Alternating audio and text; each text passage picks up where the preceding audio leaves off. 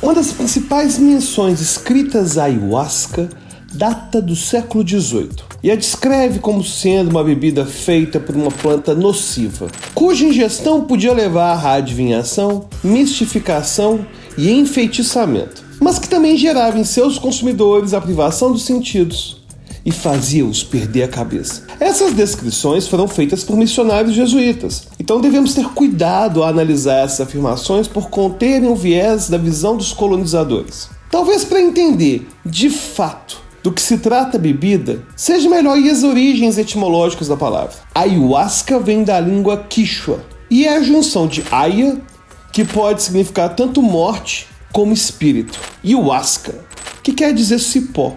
Mas se aya tem dois significados diferentes, qual seria a melhor tradução? Cipó do espírito ou cipó da morte? É o que tentaremos descobrir.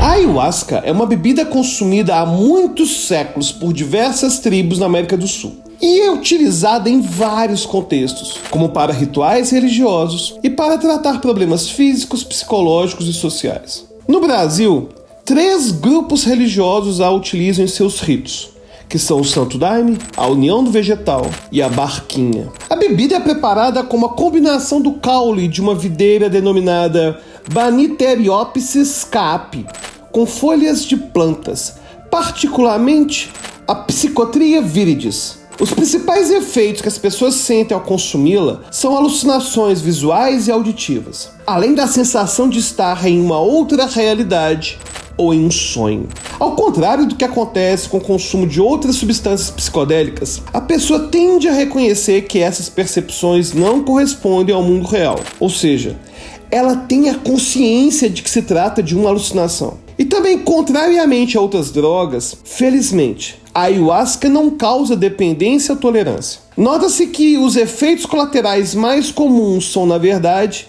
náusea e vômitos. Todas as reações percebidas após o consumo da bebida tendem a começar por volta de 30 minutos depois da ingestão e duram de 4 a 6 horas. Hoje temos uma noção de como as substâncias contidas nessa preparação podem gerar essas reações. Sabemos que nenhuma das plantas consumidas sozinha tem o potencial de induzir alguém a esse estado. As folhas da Psychotria viridis contêm dimetiltriptamina, DMT, um composto que é sintetizado naturalmente em nosso organismo, mas em menor quantidade. Quando ingerimos algo que contém DMT, as enzimas em nosso sistema digestivo desativam a ação dessa substância e podemos seguir a vida normalmente. Porém, as substâncias contidas no caule inibem a ação dessas enzimas e a DMT fica livre para viajar por nossa corrente sanguínea e atingir nosso cérebro. E no cérebro, ela realiza várias alterações. Falando assim, parece algo perigoso e, em alguns casos, realmente pode ser. Algumas reações de ansiedade, inquietude e modificações do conteúdo do pensamento podem aparecer, mas são raras e transitórias. Em casos extremos, após o consumo da bebida, a pessoa pode ter um quadro psicótico grave, no qual é necessário acompanhamento médico especializado. Porém, além de pouco frequentes, essas reações tendem a aparecer em sujeitos com histórico familiar ou pessoal de doenças psiquiátricas, ou nos casos em que a pessoa consome ou já consumiu outras drogas com regularidade. O exemplo descrito na literatura é de um jovem de 19 anos, que após ingerir uma mistura de cannabis com DMT, teve sintomas psicóticos intensos, como sentir que ele estava sendo guiado por um poder externo, ver sons musicais no céu,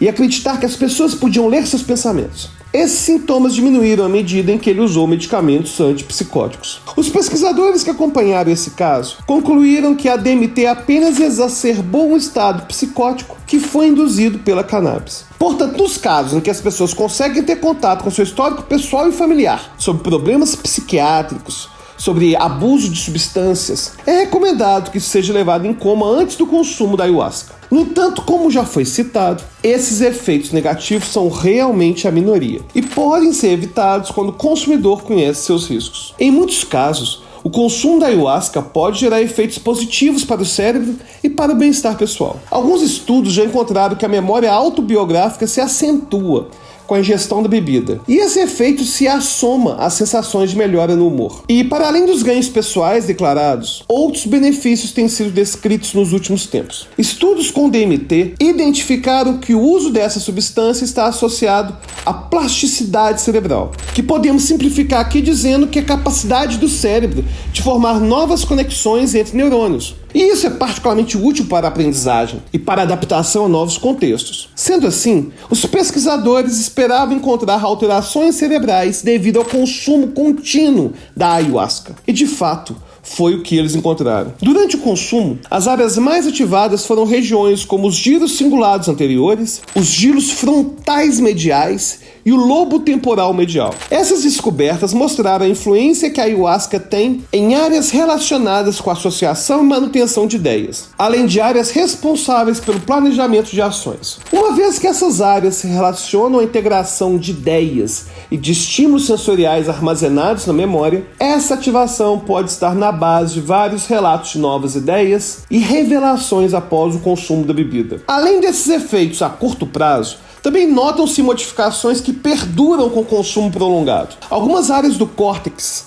possivelmente tiveram sua espessura modificada com o consumo da ayahuasca. Nessa imagem, áreas em vermelho foram as que ficaram mais espessas em pessoas que usavam a bebida a longo prazo, e as em azul foram as que diminuíram a sua espessura. Duas áreas valem ser destacadas nesse caso. A primeira é o córtex cingulado anterior, cujo aumento pode estar associado ao melhor desempenho dos usuários de ayahuasca em tarefas de memória de trabalho, funções executivas e de alternância entre atividades, quando, claro, comparados com um grupo que não faziam uso da bebida. Já a região realçada na imagem é o córtex cingulado posterior, e sua diminuição em consumidores de longo prazo de ayahuasca parece ter uma associação com a maior sensação de religiosidade e espiritualidade. Essa área do cérebro faz parte da chamada rede de modo padrão, que costuma diminuir a sua ativação em situações como a meditação. Faz sentido então que a atividade reduzida nessa área esteja relacionada com o sentimento de bem-estar. Veja, não podemos falar ainda de uma relação de causa e efeito, mas há evidência de uma correlação entre esses fatos. E também não podemos afirmar ainda se esses benefícios perduram por toda a vida ou se só enquanto a pessoa consome o composto. Mas, sem sombra de dúvida, são dados muito promissores. Além desses achados, atualmente muitas das pesquisas têm se debruçado em descobrir